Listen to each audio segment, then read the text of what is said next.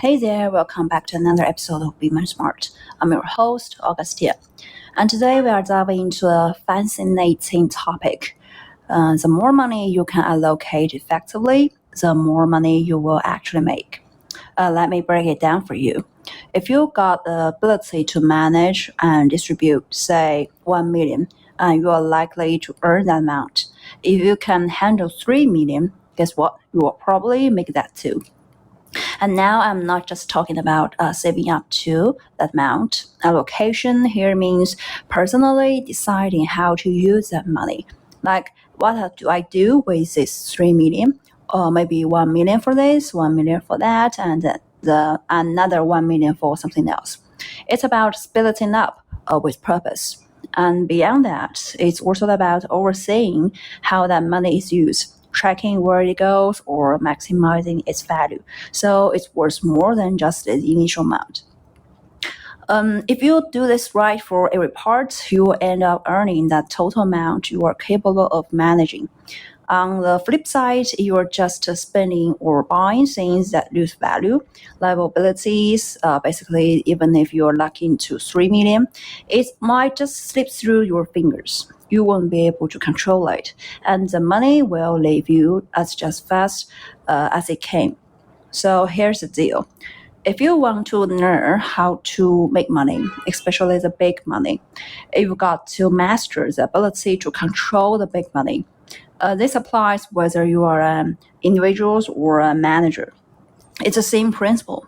Take the company boss, for example. They've got the most power to decide how money gets used. Or think about someone pitching to investors. They've got to convince them, right? They will say, hey, our company has so much potential and we need some money for funding, and if we get this money, here's my detailed plan for using it.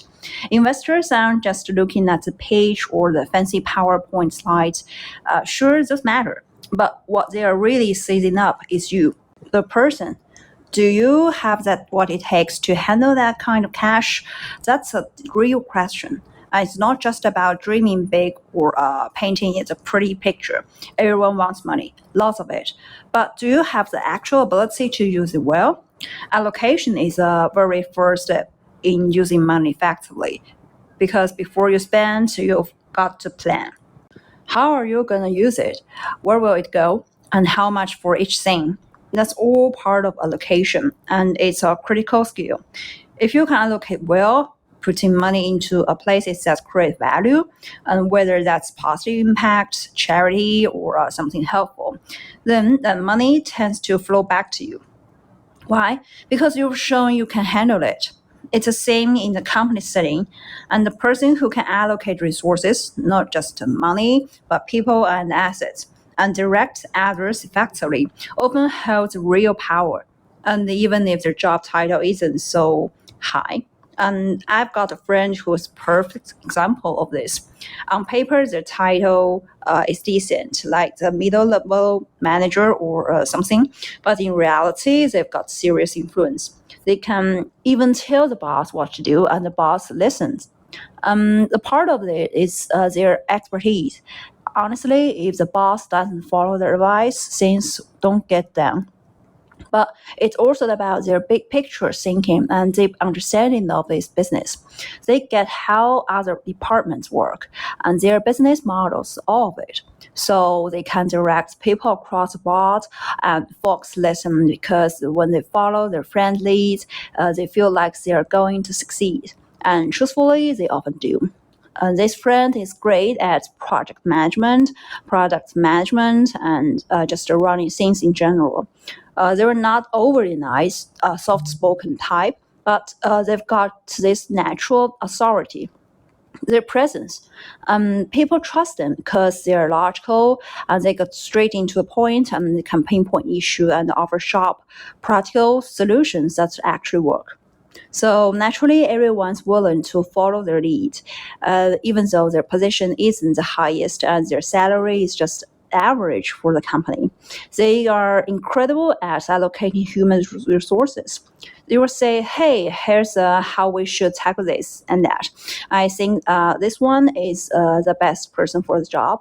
And if someone, even the boss, isn't performing well, they will straight up and tell them how to improve. Nowadays, it's pretty straightforward. And if I suggest a plan and you disagree, that's fine, but you'd better come up with a better one. Convince me, and I'm all ears. That's how my friends operate. If your plan makes sense, they will encounter with an even better solution that benefits everyone. And by the way, my friend is a woman, but the gender is not the point here, but everyone in the company, including Guy, respect her. And not just because she's overly assertive or anything superficial like looks. It's because she genuinely improves every colleague and department's performance. She doesn't just boss people around or point fingers saying, oh, you could do better here. It's not like that. She will bring up the specific solutions and suggest a clear way to improve it, making everyone feel like if we do it this way, we will actually be better off. It's not about ordering people around, it's about inspiring them. And people feel like working with her elevates them. And so if they follow her advice, they achieve more and feel more accomplished and even earn more. And that's a form of resources allocation too, right? Human resources. And in this case, it creates the same kind of positive effect. If you've got this kind of ability to manage and direct the money and the resources, even if you are not officially the manager, you will end up being one in practice. If you can make the most out of every chunk of cash, not down to the last penny, but in manifold portions and maximize value, it might even generate positive returns.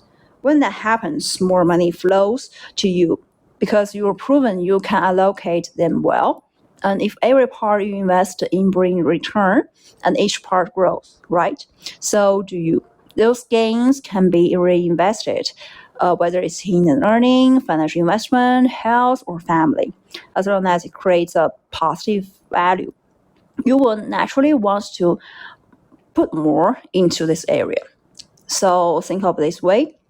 If you allocate well in a certain area and it gives you positive feedback, you will keep getting more in return. And that's how you get wealthier. It's a super positive cycle. Now, I know this episode might be a bit short, but I've been wanting to talk about this for a while. I've been focused on other series too, so I held off. But I don't think this topic is any less important. In fact, it's huge. It offers a fresh perspective on how to build wealth by developing your ability to control money. For instance, if you got the skills to manage $1 million, you'll find a way to earn and get the million. But if you can only handle like 10,000, that's probably where you stay. And that actually ties into what I will cover in next episode, which is about the mindset. Here's what I say. Aim for the best and you will maybe get the middle. And aim for the middle, you will only get the basics or even worse. I think when it comes to make money, especially the big money, these ideas of ability and the ideas of mindset or goals go in hand. Having only ability without goal, you won't achieve big things. Having only goals without ability, that's just daydreaming, a pie in the sky. So both of them are crucial. When people come into a big sum of money, their approach to allocation often varies. And most folks' first choice is to celebrate, treat themselves with good meals or something they want badly, right? And that's a default reaction for the vast majority. But here is a small group of people who think differently. They ask, how can I invest in myself to become better? How can I avoid losing value? How can I maintain balance? And here's at our show, we will always talk about the wealth in a holistic way. The body wealth, that means health, and the mental wealth and the relationship wealth. One small group might allocate their money across these three areas, not necessarily and even split, but with some focus on each. They prioritize what kind of positive returns their investments can bring. It's not always perfectly balanced though. For the relation wealth, maybe it's not just buying a small gift for a loved one in a close relationship, or spending time with them, because time is an asset too, a form of currency, and being there for their partner. They're just as important.